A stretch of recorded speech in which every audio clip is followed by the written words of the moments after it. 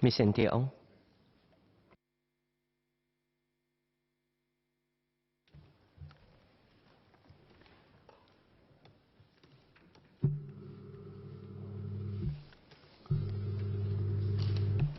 Mr. Deputy Speaker, sir, I would like to seek your indulgence to let me use 30 seconds of my time to invite the members of this House to take a mental pause with me, to take 3 deep breaths.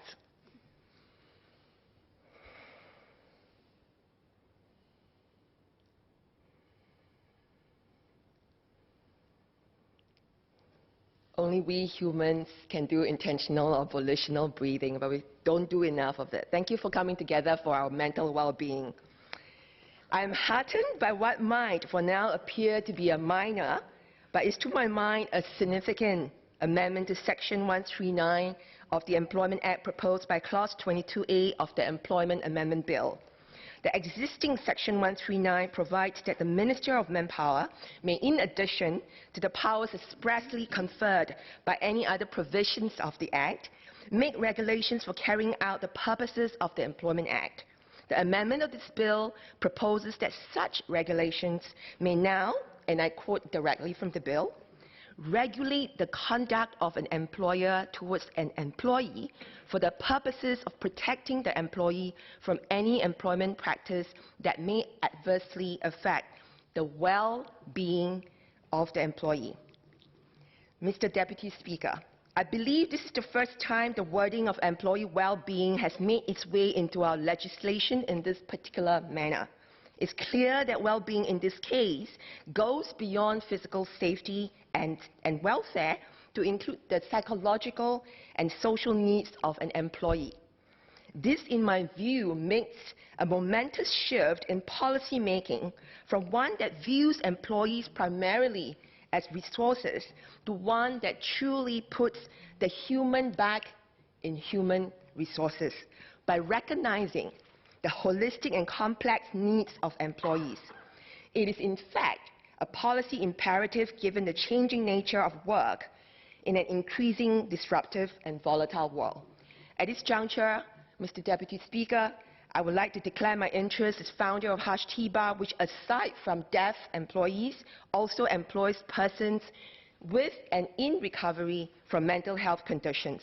I further declare my interest as founding member of the Work Well Leaders Work Group, a private sector-driven effort by business and some non-business leaders to champion workplace mental health and employee well-being as a leadership priority.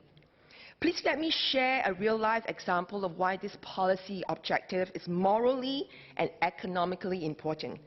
Lewis from the Hush T-Bar team, who now lives with depression and mild schizophrenia, could have had a very different life trajectory if he was protected by such a provision many years ago. Against an employer early on in his career who verbally abused him repeatedly with every sales call he made in front of her. His mental health suffered adversely through this protracted period of abuse, which subsequently affected his employability and quality of life. This is certainly not an employment outcome we desire for a contributing member of our society. On that, it therefore baffled me to learn that Clause 22C of the Employment Amendment Bill prescribes any violation of the regulations to be implemented under the proposed Clause 22A as a civil contravention instead of an offense. We are all aware that there are certain drawbacks to the mechanism of civil contravention, not least of all, which is the lack of a public record of the nature and severity of a violation, especially so for vulnerable workers. Clarification from the Ministry on the reasons behind its choice of prescribing such violations as civil contraventions is welcome. Mr. Deputy Speaker, research estimates that 1 in 8 Singaporeans experience a mental health issue in their lifetime. This means that part of our workforce will have to grapple with mental health conditions while under employment.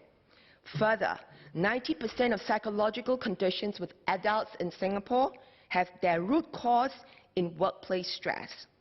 Yet studies have shown that an overwhelming 86.5% of those employed do not seek help for their mental health difficulties.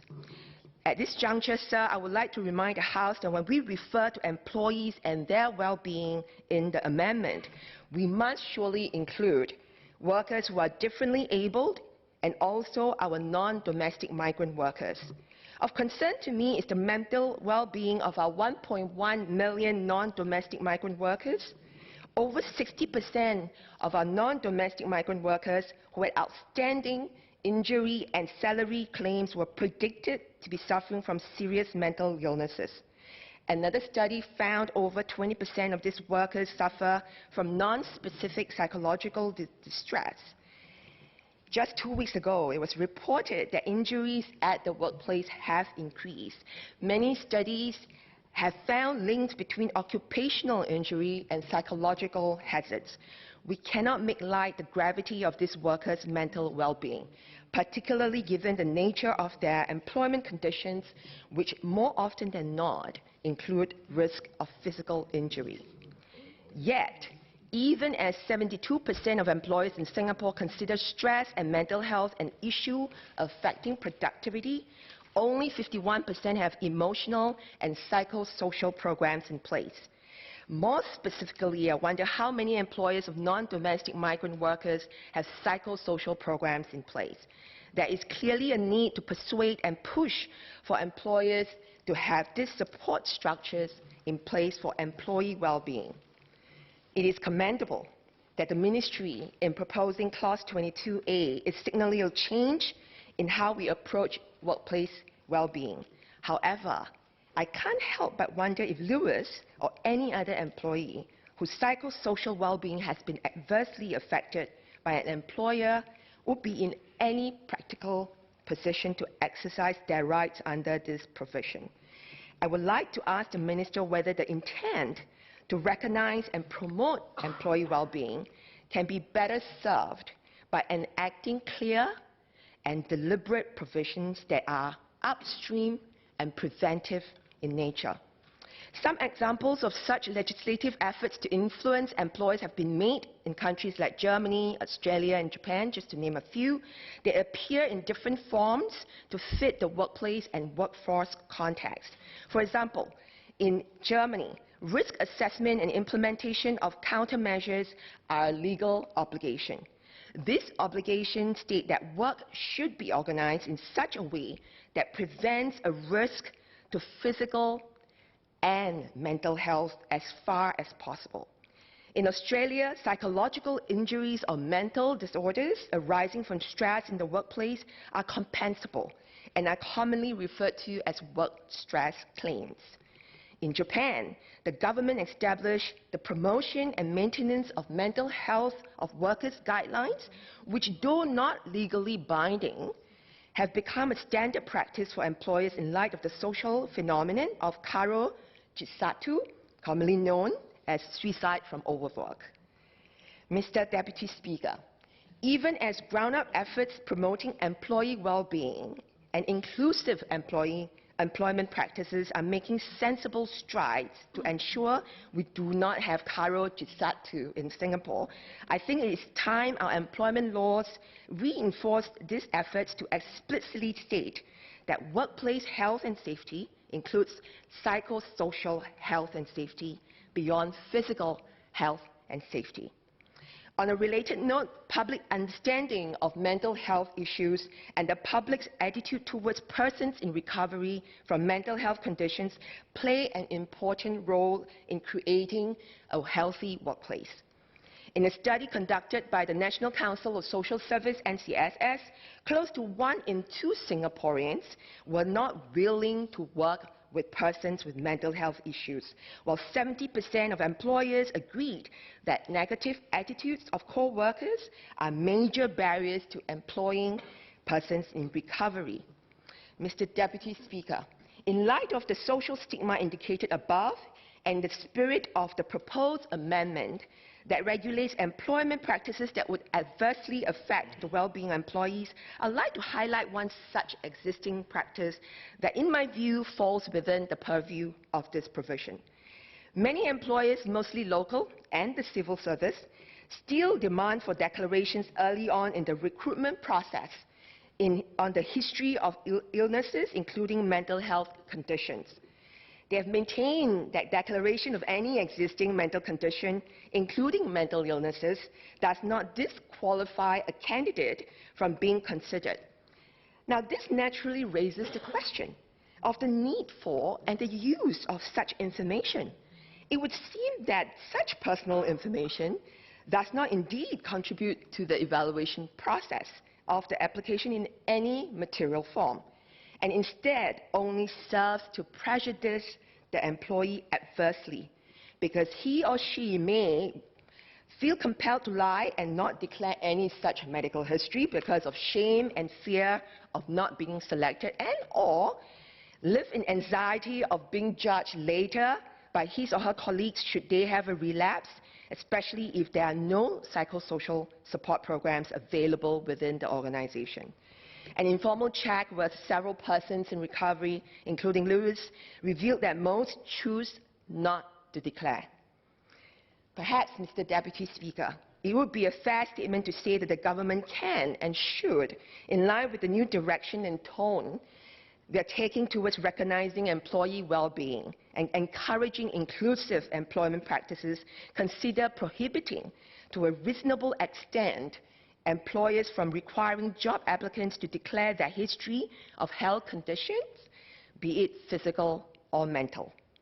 At this juncture, I'd also like to acknowledge that a fine balance obviously has to be struck between A, such a legal prohibition against requiring health declarations, and B, ensuring that our laws do not unduly restrict social and economic conduct.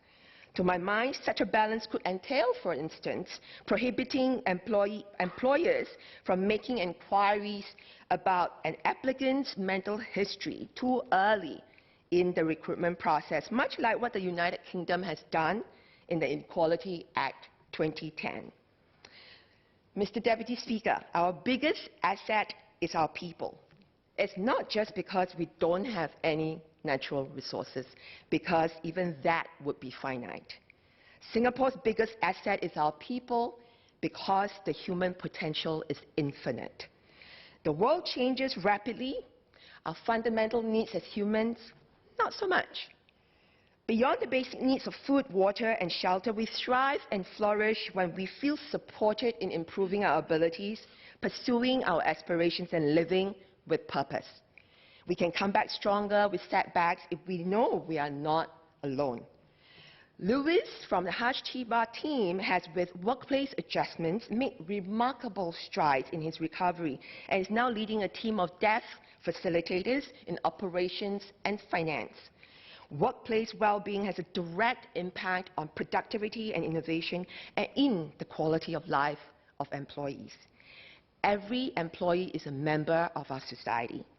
Therefore, Mr. Deputy Speaker, it is clear that a caring, inclusive, and resilient society can only come from caring, inclusive, and resilient workplaces. We must always remember, human comes first when we talk about human resources or human capital. There is great need to change attitudes and perceptions of mental health through education and legislation, from school through work. Employee well-being must be an intentional outcome of our employment policies. This may be a journey of 1,000 miles. The amendments proposed by this bill signal an exciting single step towards the direction of inclusion and diversity. I look forward to more progressive steps ahead, including those I've outlined above. Mr. Deputy Speaker, I therefore stand in support of the bill. Thank you.